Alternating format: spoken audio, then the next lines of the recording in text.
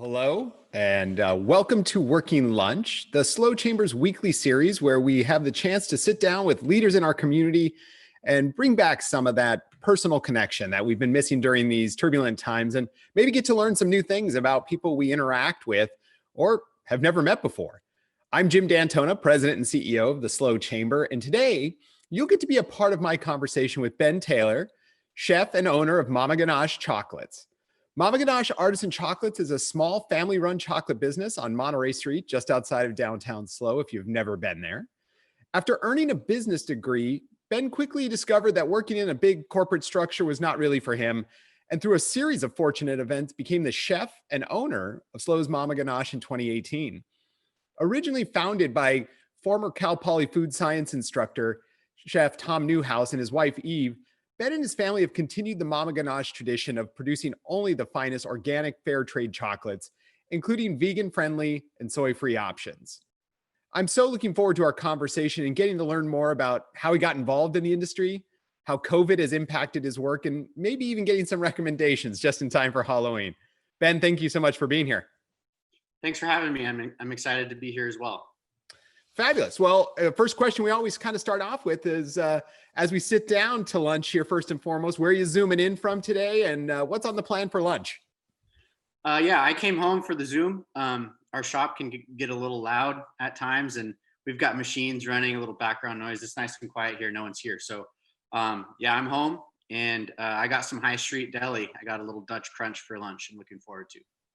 That's awesome. Sounds great. And yeah, appreciate it. Sometimes makes it a little more difficult if a bunch of machines are running in the background, but know that it's a busy time for you. So kind of get us into it. How did you get into the chocolate business? Was it something you kind of always dreamed of or kind of a happy accident? Yeah, a little bit of both, maybe the latter, a little bit of an accident. Didn't plan on this at all. Looking back, you always would maybe do a couple things differently if you knew what route you were going to take, right? But yeah, I went to school. I have a business degree and an economics minor from the University of Redlands, east of LA towards Palm Springs. I chose that school. It's a small school. I played water polo and I swam there. One of the big reasons why I wanted to go there as well. But yeah, it's kind of funny. I mean, I worked, like you mentioned earlier, in a big company in Los Angeles. Quickly discovered I didn't really enjoy myself while I was having that career. So yeah, a couple things happened, and next thing you know, I'm back home with my family, trying to learn how to temper chocolate and watching YouTube videos, all that kind of stuff. So yeah, we decided to buy a chocolate business in my hometown in Porterville. And yeah, next thing you know, things happen. It's just, I wanted to kind of work for myself. And I had an opportunity to work with my dad, who I really admire. He's probably my hero. And it's been a lot of fun.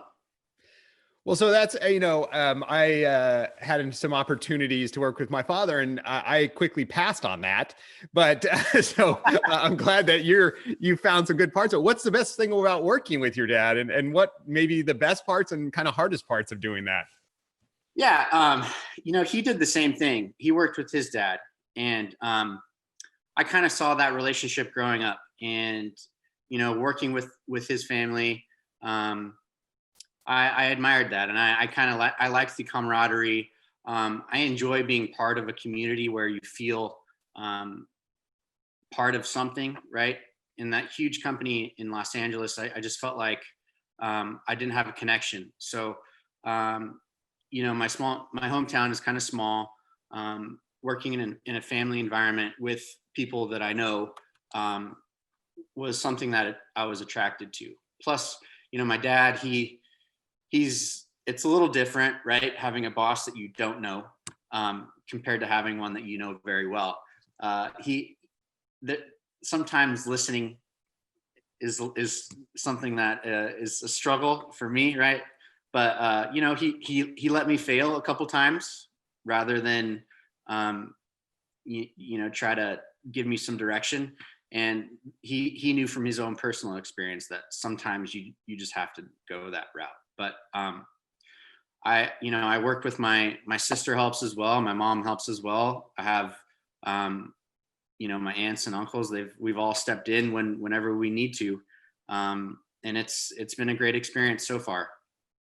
That's amazing. And it's, again, and none of you from our previous conversation, I think, were chefs in the industry. So, maybe take us on a quick journey from that first buying Porterville's, Stafford's chocolate to taking over at Mama Ganache. What, besides your kind of degree in understanding business and your dad's work in business, what else did you have to learn in order to run a chocolate business? Yeah, it's it's a lot harder than just melting chocolate and dipping a couple nuts and making a nut cluster. I mean, it was nothing that I had like you said, any background or education in. Quite the learning curve. We had an opportunity to buy this business. 2012 was when we took over in January. So I had an opportunity to go back and work with them a little bit, kind of see what it's all about. They gave me an opportunity to do the previous owners did. So I worked with them. I kind of thought, we might be able to make something of this. They weren't the ones who started it. It was their father, and he unfortunately passed away a couple of years before that. So they were just kind of scrambling together, doing what they could to keep it afloat. It wasn't their dream. So we had an opportunity. We pulled the trigger. My dad, when he called me up, he said, I think we have an opportunity here, but I can't do it by myself. Would you consider coming home? And I mean, after that short time with them, I said, yeah, let's do it. So, we had an opportunity to keep a couple of those guys on payroll. They said, we'll stay with you for 2 weeks and teach you everything you need to know. There was no way that was ever going to happen. We were so lucky. They ended up staying with us for almost 2 years. And I think it was almost a relief for them to kind of take a step back and kind of do what they like to do instead of, some of the things that aren't really glamorous about running a business, But yeah, I had a blast doing that, and quickly discovered that I needed to learn a lot more. And then next thing you know, we're in a conference in New York City, all about chocolate and confections, candy, that kind of thing. I got to tour maybe 10 different small chocolate shops, and I feel this small while I'm there.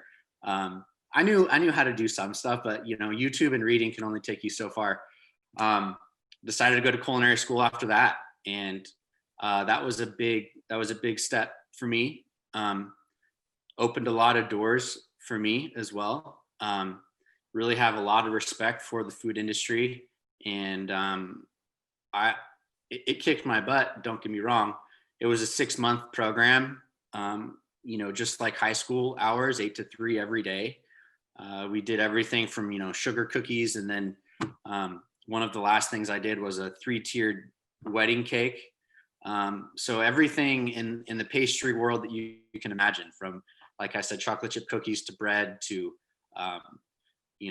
learning how to temper chocolate. I mean, I kind of knew how to do that a little bit, but some of the advanced things that you don't necessarily have an opportunity to try by yourself. So that was huge.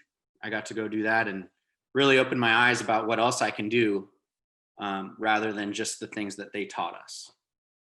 Yeah, that to be able to then jump over to a culinary school after doing business and landing in that spot, the everybody kind of knows the restaurant industry is a tough business to learn. So maybe talk a little bit about, like, how did you, your first time into that pastry, and growing through that and coming out of into that industry. Did you just jump right back into the chocolate, or did you go out and to try out restaurants, et cetera? That's a good question. I took a step away for a little bit. It was a couple years. I took a step away from the family business. I had to go get my feet wet and see what it's all about. Really, really wanted to get some experience. I had an opportunity. One of the instructors at our school had, you never just go into culinary school to become a teacher. You always have some type of career before that. So one of the one of my teachers had a sous chef that was working in a Michelin star restaurant in San Francisco, that was looking for a few people to join their team. So I'd never worked in a restaurant before. Uh, I got to go, and they call it a stage. It's almost like a tryout for free. So I got to go stage at this Michelin star restaurant in San Francisco, with the chef who's been on Food Network. He's won Iron Chef America 3 times. Really kind of a, I mean, I said I felt this small earlier. I feel this small again, right? But I did my stage, and afterwards they said, "We'd love to have you. Do you want to work here?" And I didn't expect that, but so yeah, I said, "Sure, let's do it." And the restaurant industry is tough. They said, "Okay, we'll pay you $13.50 an hour." I'm living in San Francisco, one of the most expensive cities in the world. I had to drive Uber and Lyft on the side just to pay rent, but I wouldn't trade that experience for the world. I got my butt kicked for sure. I have so much respect for restaurants and restaurant chefs, especially during this time. It's got to be probably one of the industries that's been hit the hardest, I think. But yeah, so I did that. 6 months of culinary school, right into a Michelin star kitchen. I did that for almost 2 years, and then this might lead into your next question. So that obviously takes us right into, all right, so then you come back to the family business, and you obviously you have the Stafford chocolates, and then you have kind of this coming into Mama Ganache, where it is going to require that training, right? Oh man, yeah. I was having a conversation with my dad today, and just about how far we've come since that January 1st in 2012. I'll mention this again. One of the reasons why I wanted to work with my dad and my family. He's got an MBA. He's had small businesses his whole life. He worked with his dad, learned a lot through all of these experiences. So, we're trying to figure out what our next step's going to be.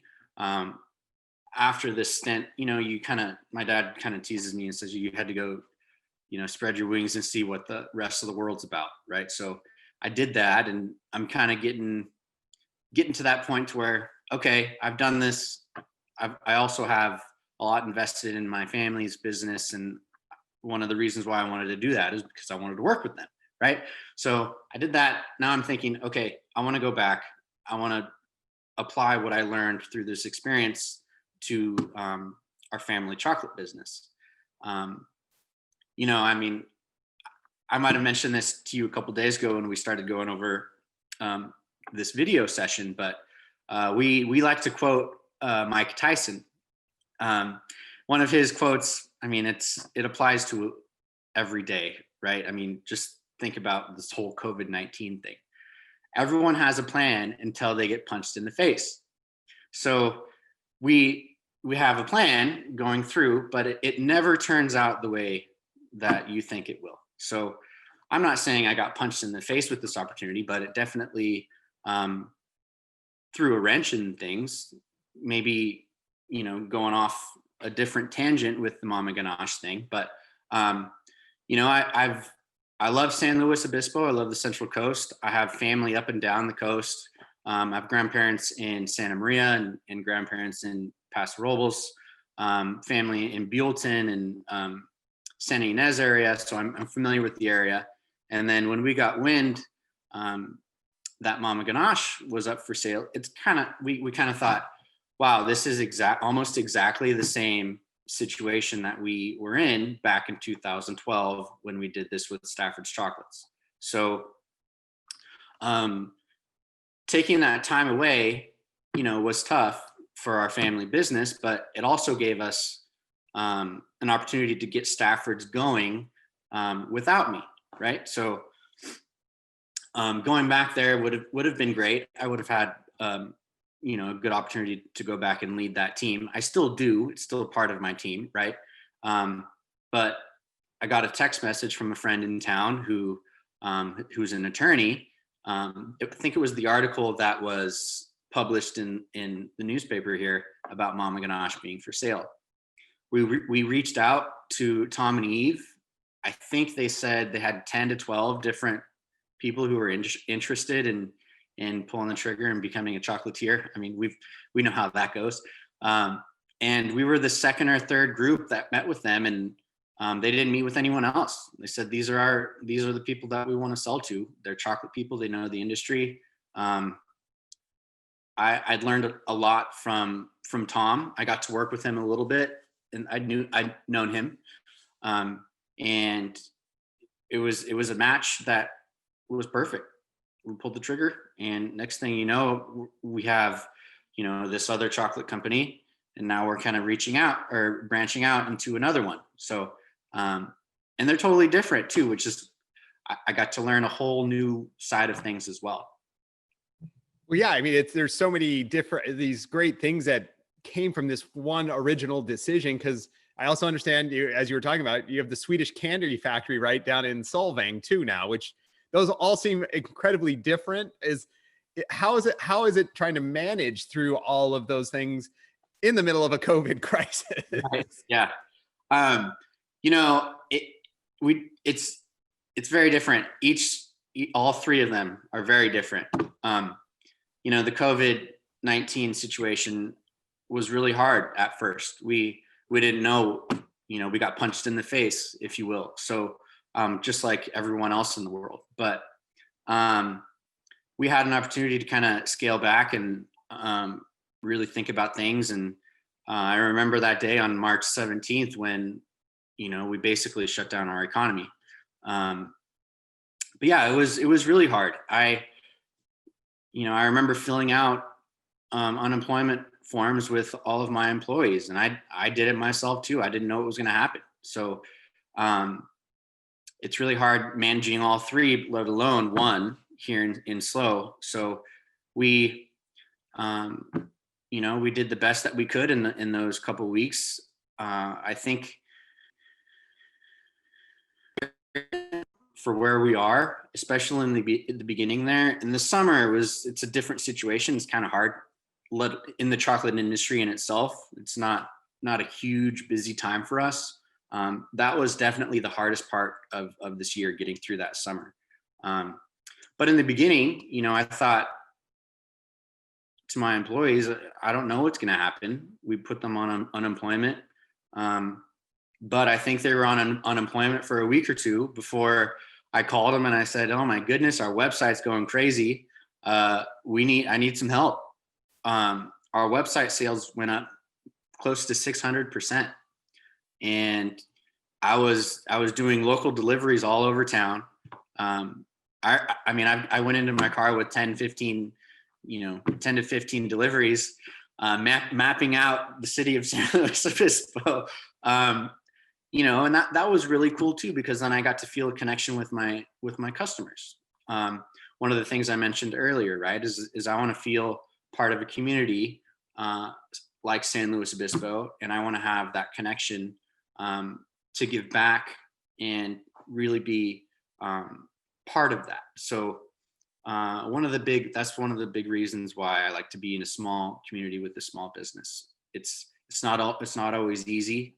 This COVID-19 thing has been really hard, but we're getting through it, and I've been able to keep my people, and that's the most important thing for me too. Is when it hit, number one, what can I do for my employees? How can I make sure that they're going to be okay, right?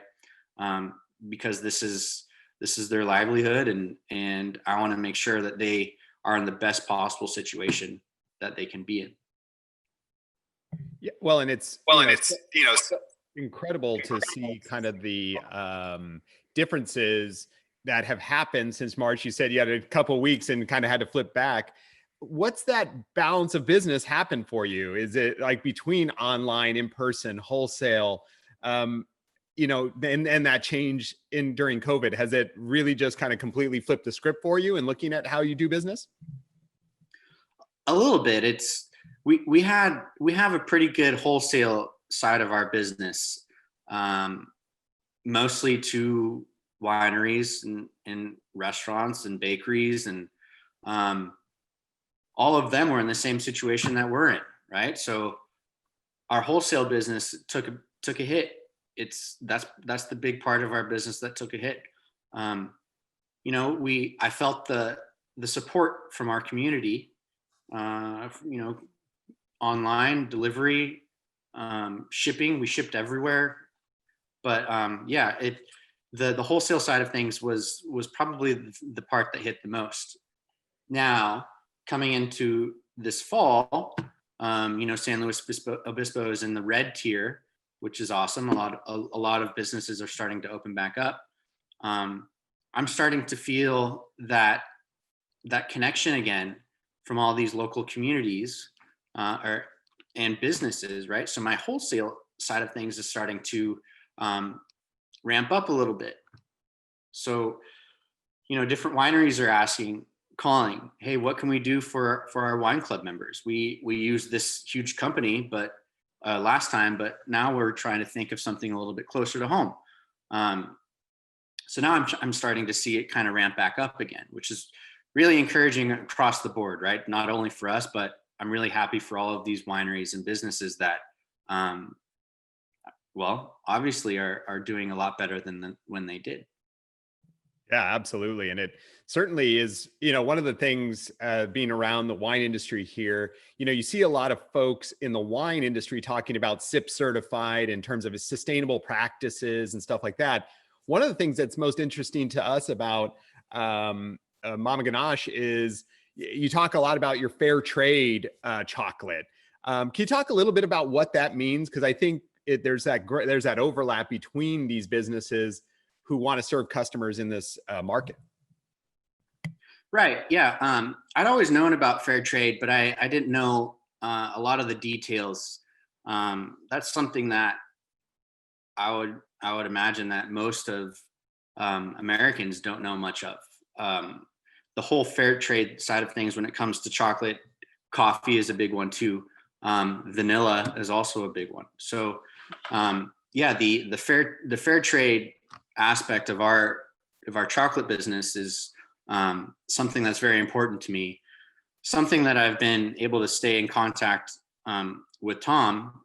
Something that's been able to keep me in contact with Tom is the charity that he runs, or that he started, called Project Hope and Fairness. It's all about that. It's all about fair trade. It's all about trying to help these people, mostly in Western Africa. I got to go with Tom on a trip to Western Africa and see it firsthand. What an experience that was. I was there for a couple days, and I thought to myself, wow, I can't wait to get back to San Luis Obispo. We're so lucky to be Americans, first of all, but also to live here in California on the Central Coast, in this first world country. Many of the people who farm cacao are making less than $1 a day, are having kids basically for free labor, right? It's this free farm equipment. And some of them can't afford to, you can't go to school because you need to stay home and help their family business, right? So this commodity is, it's a bittersweet, it's a bitter industry, right? I mean, I can kind of pun intended there, but it was hard. The malaria over there, the clean water, their economy. We source here in America, maybe 70% of the chocolate that we eat here in America comes from there. So that's huge. When people go to the grocery store or the movie theater and they buy, one of those candy bars, you don't know this. People don't know this, but you're indirectly supporting that, right? So the fair trade side of things helps. It doesn't fix it by any means, but it helps them get more of a fair wage to help combat those types of situations that they're in. Um, we buy our chocolate from a company called Agostoni in Italy, and Tom had been using that chocolate for years.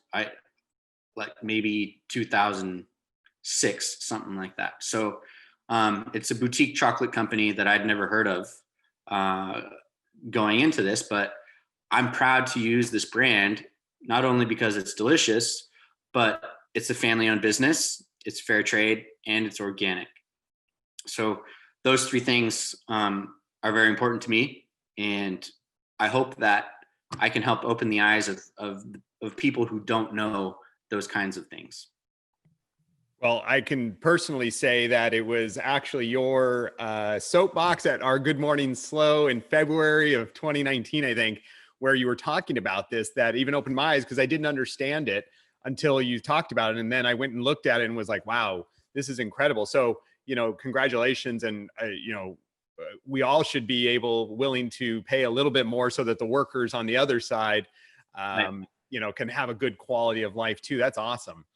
So as you kind of look at the future, what are your hopes for Mama Ganache, and looking kind of long term, which we all right now, it's a big cloudy crystal ball, right? But in theory, what are you kind of at least looking forward into the short term? That's a very good question. After 2020, you hope not to get punched in the face again next year, right? But yeah, I've got some plans coming up where we are moving from our location on Monterey Street to the new public market that's being built over on Lower Higuera and Tank Farm. That's going to be a big move for us. I'm very much looking forward to that. I want to keep on ramping up our wholesale business, and I would love to get more into pairings with wineries and even breweries and distilleries. I've done that before too. I would love to maybe do some classes, teach some people how to make certain things. I would love to continue my education too. I learn something new every day, and I follow a couple, top 10 pastry chefs in America on Instagram who also say that they learn something new every day. So I want to be the best that I can be as a pastry chef, chocolatier, and I want to do the best that we can, but also I want to be part of this community. I want to be a leader in this community, and help people when I can, and continue to do the best that I can for my employees, and make sure that they're working in a happy and safe work environment, right? Safety being one of the key words here. We want to be as safe as we can. We are. So we follow a lot of different protocols, and we haven't had any issues so far. So we want to keep on doing that, and keep getting better. That's awesome. And it's, again, I love that, it's why we were so interested in talking to you. Obviously, Halloween starts to talk about chocolate, but then we thought about the great work you're doing. And yeah, I would love to do some of your chocolates with a Grenache from Paso, or that'd be a lot of fun. So if someone's interested in learning more about Mama Ganache and maybe doing some last minute shopping before Halloween, where would they start? Yeah, that's a good question. We're open.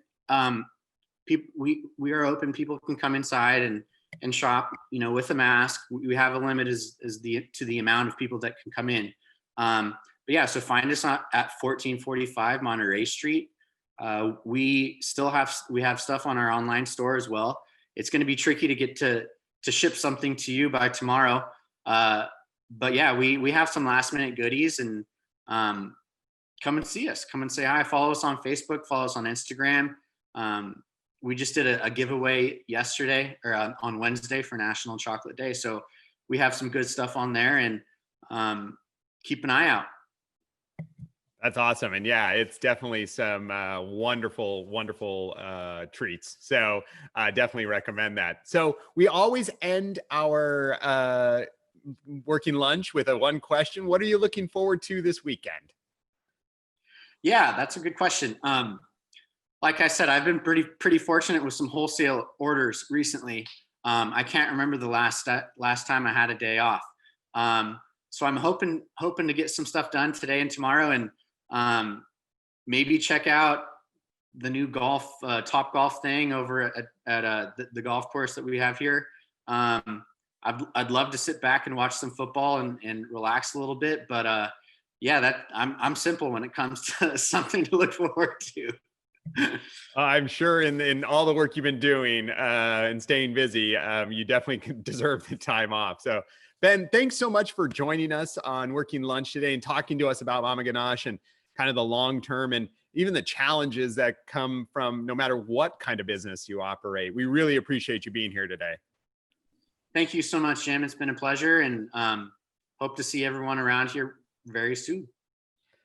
Thanks so much. And so for all of you out there, thank you so much for eating lunch with us. We hope to see you next week when we're joined by Dr. Mike Latner to talk about the results of a little election that might be coming up and what it means for all of us.